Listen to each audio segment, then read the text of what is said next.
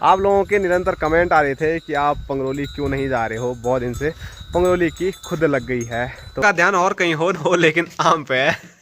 कहीं और सारे निकाल ना दे। आम पे है पर आम वो शकल भी आम के वो खट्टी लग रही है। खानों पे तो कुछ ज़्यादा ही हमला हो रहा है। कई लोगों ने तो अपनी जान भी गंवा दी है, तो मुझे भी काफ़ी ज़्यादा डर लग रहा है। और सामने देखो फ़ोन लगा हुआ है, चाचा जी ब्लॉग देख रहे हैं मेरा ही। हमारा झंगोरा देखो बिल्कुल अलग सा झंगोरा है। इसकी बालियाँ ही देखो, कलर ही देखो इनका क्या है। जय श्री केदार, हर हर महादेव। मैं प्रमोद रावत आप सभी का स्वागत करता हूं एक और नई वीडियो में, एक नए शानदार व्लॉग के साथ। दोस्तों सुबह के 9:30 हो रहे हैं और एक बार फिर अपने गांव के खूबसूरत से हरे भरे खेतों से व्लॉग की शुरुआत हो रही है। और सुबह सुबह जो आज मौसम है वो काफ़ी ज़्यादा ठंडा ठंडा हो रखा है और बारिश वाला मौसम हो रखा है।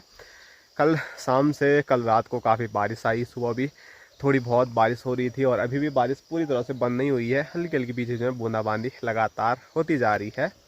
और सामने दिखाऊं तो पहाड़ियों पर गजब तरीके से जो कोहरा है वो उड़ता जा रहा है, इसीलिए यहाँ देखो कुछ भी आपको देखने को नहीं मिलने वाला है। और यहाँ मैं आपको दिखाऊं तो यहाँ की ओर है हमारा खूबसूरत सा गाँव खमोली। और खमोली के प्यारे प्यारे खेतों में आजकल फसल तैयार हो रही है झंगोरे की। और झंगोरे की हालत तो मैं आपको हर दिन दिखा रहा हूँ कि पक्षियों ने क्या कर दी है। और झंगोरे के साथ साथ अब जो नई फसल है, ये देखो धान की जो बालियाँ हैं वो भी दिखना चालू हो गई है। और धान को हमारे यहाँ बोलते हैं सट्टी, और यहाँ सट्टी काफ़ी बढ़िया नज़र आ रहे हैं दूर से ही। इस साइड भी धान है, ये देखो। तो धान की जो बालियाँ हैं वो काफ़ी अच्छी हो गई हैं। बस कुछ टाइम और धूप होगी तो ये सब पक के तैयार हो जाएगी।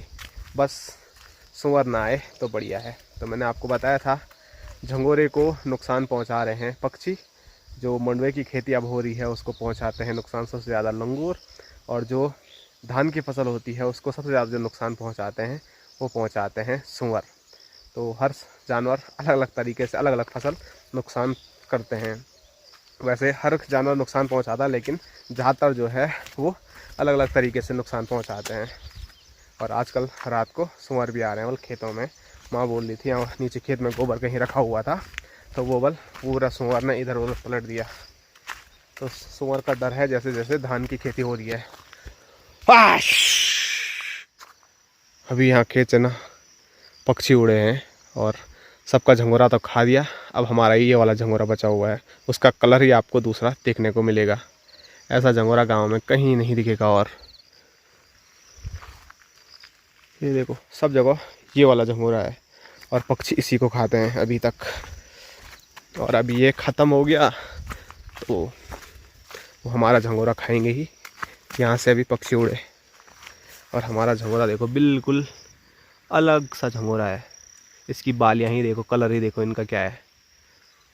क्या आपके यहाँ झंगोरा होता है? अगर होता है तो कौन सा वाला झंगोरा होता है, ये मोटा वाला या ये बारीक वाला?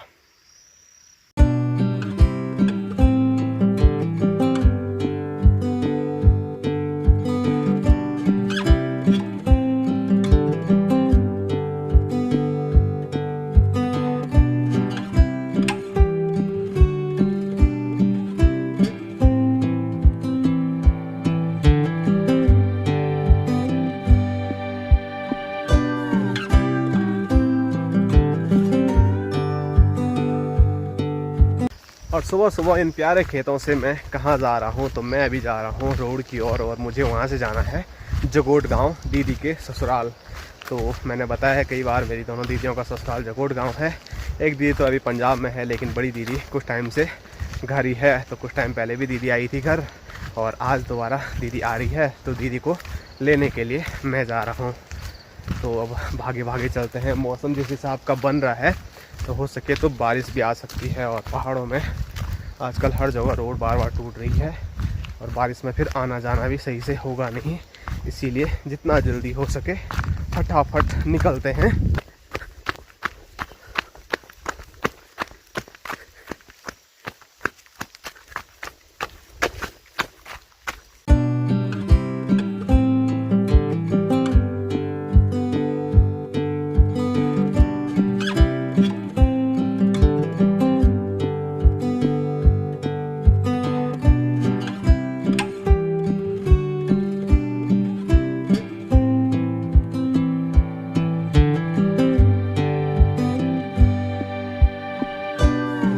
दोस्तों फटाफट मैं जगोड़ गया और जगोड़ से वापसी आ गया। बीच में कहीं भी रुकने के लिए हुआ नहीं क्योंकि बारिश काफ़ी तेज़ शुरू हो गई थी और रास्ते में ही बारिश लगी। जैसे ही वापसी यहाँ पर पहुँचा तो फिर से बारिश गायब हो गई। बारिश भी शायद थोड़ा भिगाना चाह रही थी।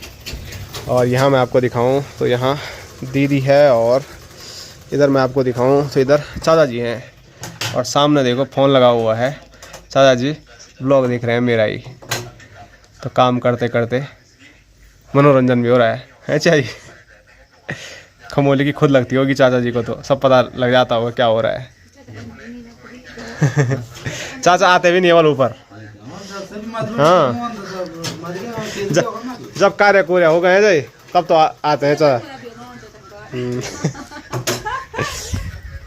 हाँ तो एक बार आदमी यहाँ पर आ जाते हैं, फिर चाचा लोगों का काम है लगातार, तो फिर गांव में अगर कोई ज़रूरी काम होगा तभी आना होता है, नहीं तो फिर अब घर यहीं बना दिया है तो फिर ऊपर नीचे भी कब करेंगे, और फिर ऊपर नीचे करेंगे तो काम कब होगा। तो अब चाचा जी आएंगे सीरियल मेरी शादी में।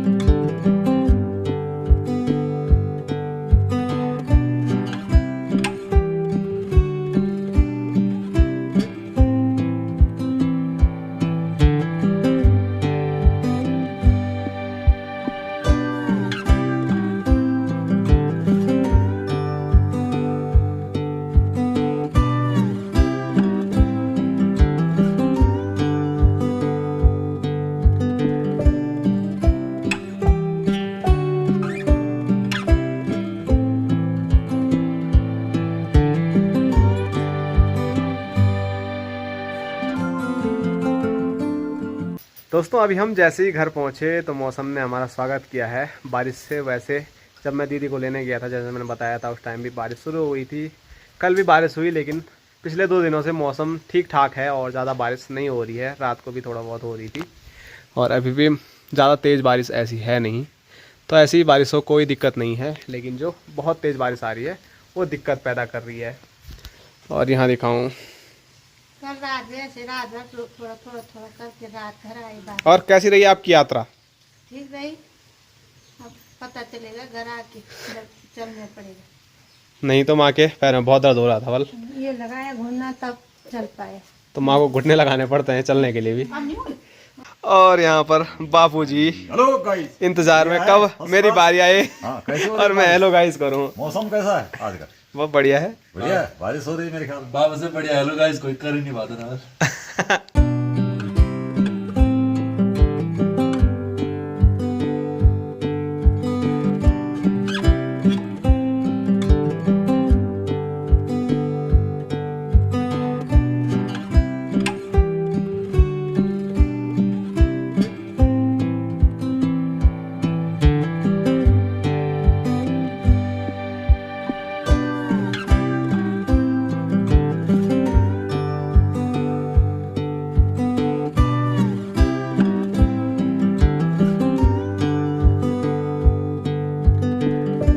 तो स्क्रीन पे देखिए गर्मा गर्म खाना भी तैयार है और खाने में स्वादिष्ट पहाड़ी साग चौंसा है, उसके साथ भात, हरी मिर्च, दही और यहाँ दिखाऊं तो आम।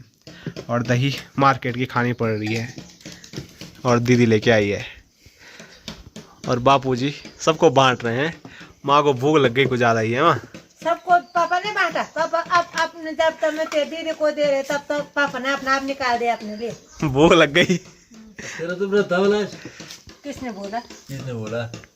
सुबह तू ही कहती व्रत है वाला, मंदिर में जा रही हो। नहीं बोला। अम्मा ने माँ का ध्यान और कहीं हो न हो, लेकिन आम पे है, कहीं और सारे निकाल ना दे। आम पे है पर आम वो शकल भी आम की वो खट्टी लग रही है। खा लिया आप बोल लिए सकल कटी लगे। खट्टा खट्टा हो रहा है। तो ढेर काफी बड़ा आम था, तो आधा हिस्सा माँ ने पहले ही खा लिया कि कहीं और खाया मैंने। तो आधा वही तो होता है और क्या होता है। ढेले में खाली खटास आ रही। चलो तब थकोली माँ ने निकाल दी पूरी। हेलो बोटू, कैसे हो?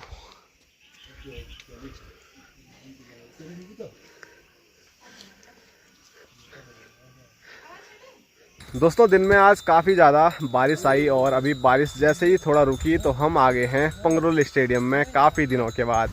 आप लोगों के निरंतर कमेंट आ रहे थे कि आप पंगरोली क्यों नहीं जा रहे हो। बहुत दिन से पंगरोली की खुद लग गई है, तो घर के कामों में और फिर अब शादी के कामों में मैं इतना ज़्यादा व्यस्त हूँ कि शाम के टाइम पे कभी लिस्ट बनाना होता है, कभी कुछ होता है, तो इसीलिए मैं पंगरोली नहीं आ पाता हूँ।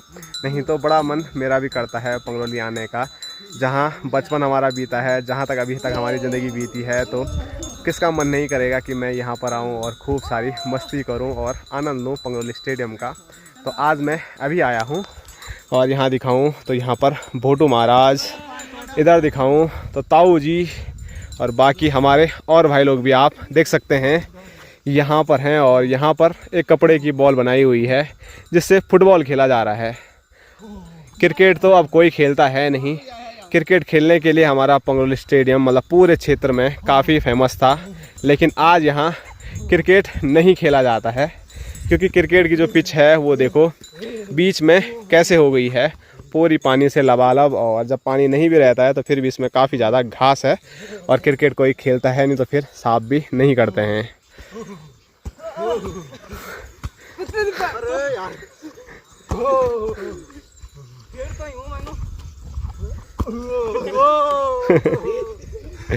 तो इनके अलग ही मज़े आ रखे हैं।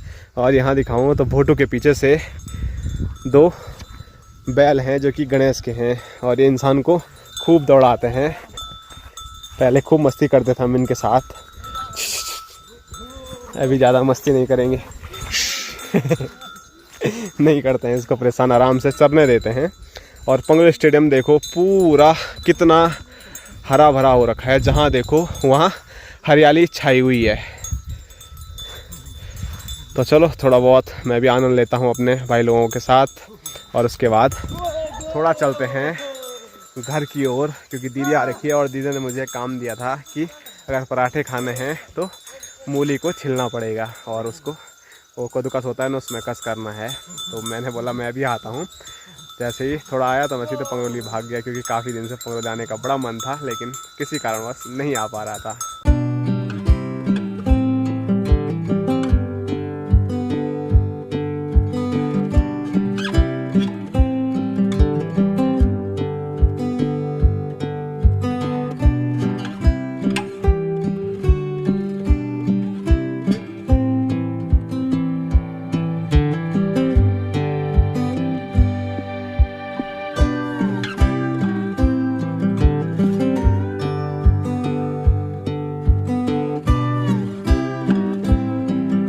दोस्तों अभी पंगरोली से थोड़ा ऊपर मैं आया हूँ घने जंगल के बीच में, क्योंकि आप लोगों के कमेंट यहाँ के लिए भी काफ़ी आ रहे थे कि आपका जो पहाड़ी स्विमिंग पूल है वो कैसा है। तो बीच में मैं आया था, उस दिन मैंने आपको बताया था कि यहाँ पर बिल्कुल भी पानी नहीं है, लेकिन आजकल बारिश हो रही है तो जिस वजह से स्क्रीन पे आप देख सकते हैं जो हमारा स्विमिंग पूल है वो पूरा तो नहीं भरा हुआ है, लेकिन जैसे बारिश आएगी फिर ये पूरा भर जाएगा।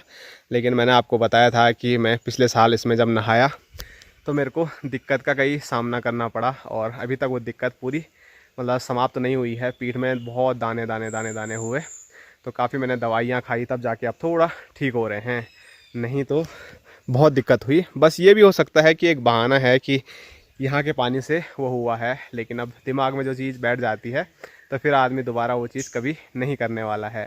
तो इसीलिए अब की बार मैं यहाँ पर नहाने नहीं आया।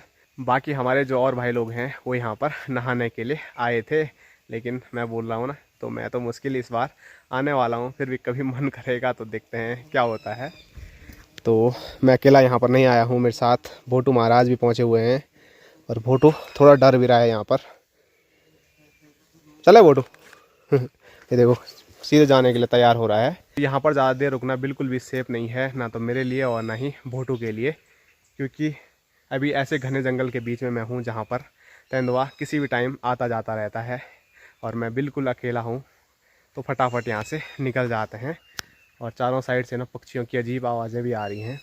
ये पक्षियों की आवाज़ जब उनको डर लगता है या वो किसी ऐसी चीज़ को देख लेते हैं जिससे वो काफ़ी ज़्यादा डरते हैं, तो फिर वो ऐसी आवाज़ें करते हैं।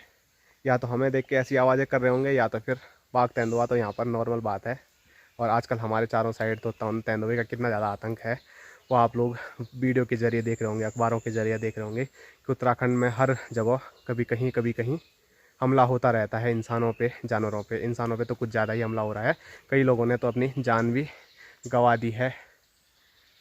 तो मुझे भी काफ़ी ज़्यादा डर लग रहा है, तो इसीलिए फटाफट भागते हैं अब यहाँ से।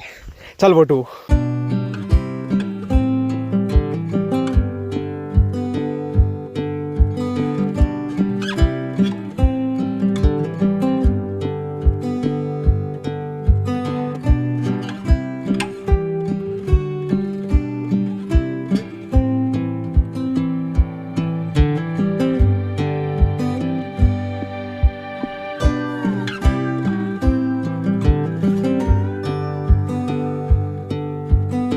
चल चल चल चल चल, भाग बोटू भाग।